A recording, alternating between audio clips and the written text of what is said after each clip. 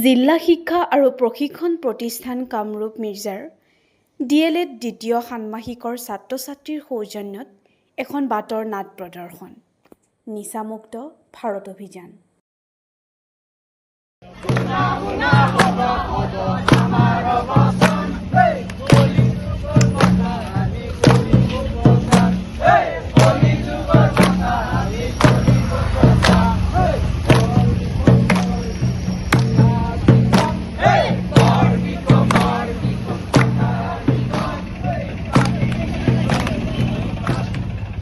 Drugs যুৱ সমাজৰ নীৰৱ শত্ৰু, হত্যা, হিংসা, ধৰ্ষণৰ অন্য এক কাৰণ। কেমেৰা পাৰ্চন পংকজৰ সৈতে মই শংকৰ কলিতা আপোনালোকক দিবলৈ বিচাৰিছো এটা বিগ ব্ৰেকিং নিউজ। এই চহৰত সংঘটিত হৈছে এটি নাৰকীয় কাণ্ড। কি হৈছে আমি সবিশেষ ওচৰ চুবুৰীয়াৰ পৰা জানিবলৈ চেষ্টা কৰিম।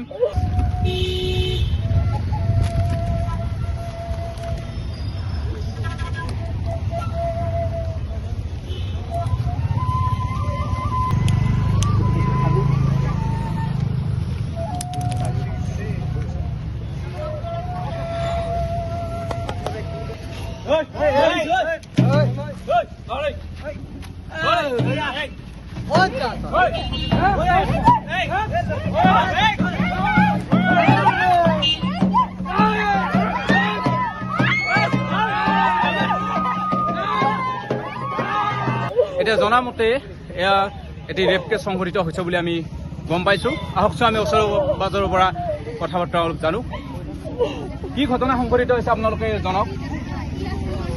শুনামতে খুব ভাল ছোৱালী আছিলে, পঢ়া শুনাটো ভাল আৰু খুব এখন ভাল ঘৰৰ সম্ভ্ৰান্ত ঘৰৰ সংস্কাৰী ছোৱালী আছিলে। কিন্তু মানে হঠাতে আমাৰ সমাজ ব্যৱস্থাত এনেকুৱা কিছুমান বিৰূপ প্ৰতিক্ৰিয়াৰ সৃষ্টি হৈছে আৰু ইমান মানে কি ভয়ংকৰ এই যিটো আপোনাৰ ড্ৰাগছৰ বিষয়, এইটো ইমান বেছি মানে এটা সমাজত নেতিবাচক প্ৰভাৱ পেলাইছে। ইয়াৰ ভয়ংকৰ প্ৰভাৱখিনি আমাৰ বৰ্তমান জেনেৰেশ্যনৰ ওপৰত বহুত বেয়াকৈ পৰিছে। আৰু শুনামতে গম পোৱা মতে ছোৱালীজনী কোনো মানে দুৰ্বৃত্তৰ কোনো মানে ড্ৰাগছ আসক্তিবাদীৰ মানে কবলত পৰিছে, কবলত পৰি লাঞ্ছিত হৈছে বুলি গম পাইছো। ঠিক আছে, আমি আৰু অন্য ব্যক্তিৰ পৰা আমি জানিবলৈ চেষ্টা কৰিম। কি হৈছে আপোনালোক কওকচোন, ঘটনাটো কি হৈছিল নো? ছোৱালীজনীৰ লগত কি হ'ল? কিবা হৈছে তাইহে জানে। এনেকে ঘূৰি ফুৰিব, নিজৰ লাজ চৰম নাই। এই ৰাতিখন এনেকে অকলে অকলে ঘূৰি ফুৰিব, হবয়ে সেনেকুৱা। ঠিক আছে, কি ক'ব? আজিকালিতো ল'ৰাবোৰে জানে কেনেকুৱা, অলপ নিজেও সাৱধান থাকে, নিজেও চাগে তাৰে লগত জড়িত আছিল তাই, সেইকাৰণে তাৰ লগত এনেকুৱা হ'ব পাৰিছে, নহ'লেতো নহ'ল হয়। কাপোৰৰ বিলাক চাওকচোন আপোনালোকে নিজে কেনে। ঠিক আছে, আমি দুয়োপক্ষৰ মতটোত গম পোৱা গৈছে যে কোন শুদ্ধ কোন অশুদ্ধ এতিয়ালৈকে ওলোৱা নাই। ত' আপোনালোকে পৰৱৰ্তী সবিশেষ জানিবলৈ আপোনালোকে চাই থাকক মিৰ্জা লাইভ। ড্ৰাগছৰ কবলত ভাগি পৰে একোটা বান্ধোন, অস্ত-ব্যস্ত হৈ প্ৰতিশ্ৰুতি আৰু সপোন।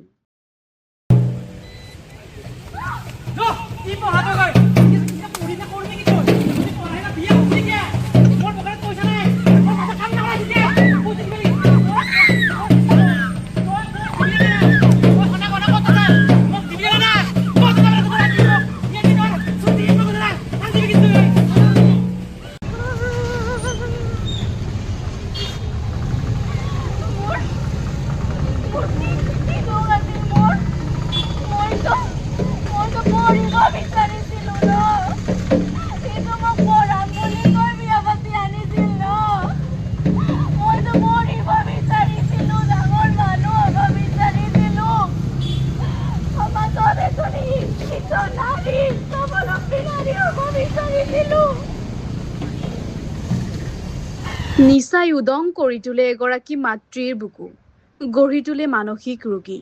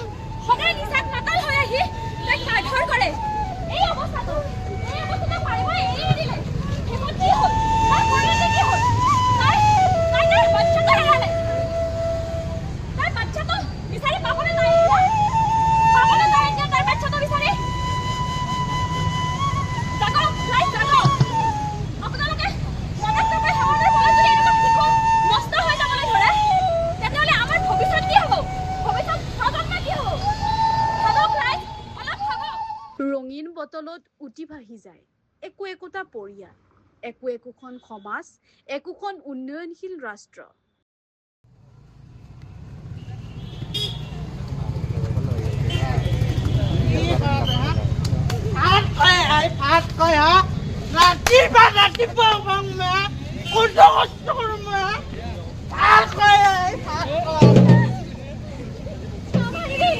নামাৰিবি তই মোক।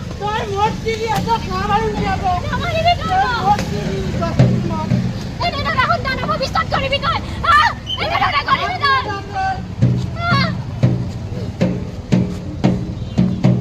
ইনকাম করলে মই মাংস আনো, মাংস পিছ নাপাওঁ মই হা, মাংস আনো মই, ছাগাল আনো, ব্ৰইলাৰ আনো, মাংস নাই। তললৈকে গিলিবি,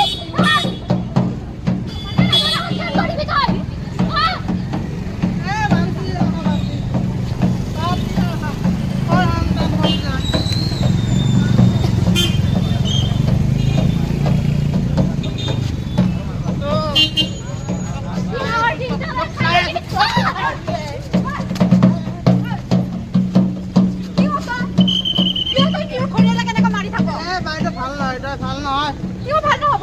নিচাবোৰ খাই কিনে কিয় মাৰ? তই জানা না তাই গৰ্ভৱতী, তই গৰ্ভৱতী, তই তোৰ তিৰতা তই জান, তাই গৰ্ভৱতী, তথাপি কিয় মাৰধৰ কৰি আছ? তই এদিনৰ দিনটো মদ খাই ভাং খাই কৰবাত পৰি থাকিবি আৰু তাইক মাৰিবি। নিচাৰ দাস হৈ পৰা নৱপ্ৰজন্ম।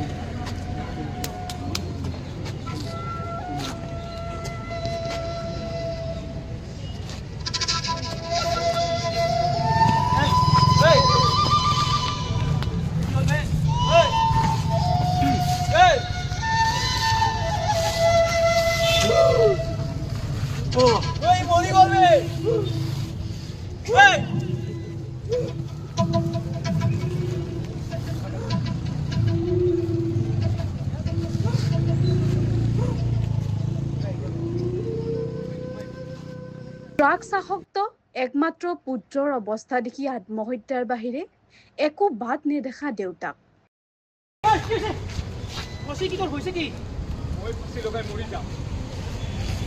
মোৰ কি আছে?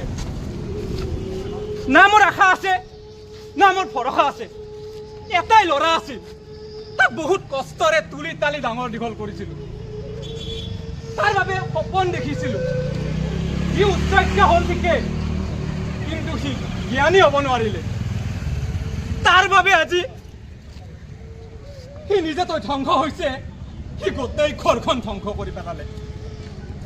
কি জানেনে ৰাইজ, এটা আশা আছিল মোৰ, এটাই মাত্ৰ আশা পুহি ৰাখিছিলো যে মই ইয়াক ৰিহাব চেণ্টাৰত দিম আৰু সি এদিন সুস্থ ৰূপত মোক আকৌ এবাৰ দেউতা বুলি মাতিব।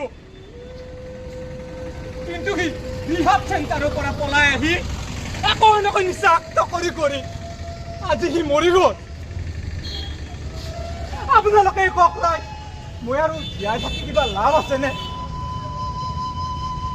সপোনবোৰ চুৰমাৰ হৈ গ'ল, ঘৰ হৈ নাথাকিল, পৰিয়াল হৈ নাথাকিল ৰাইজ। আজি মই এতিয়া পুত্ৰহাৰা পিতৃ।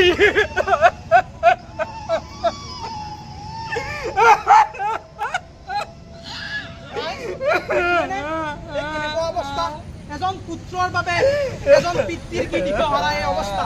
কোনোবাই নিজৰ জীয়ৰী হেৰাইছে, কোনোবাই নিজৰ পুত্ৰ হেৰাইছে। আহক আমি আটাইয়ে মিলি এখন ড্ৰাগছ মুক্ত সমাজ গঢ়ি তোলো।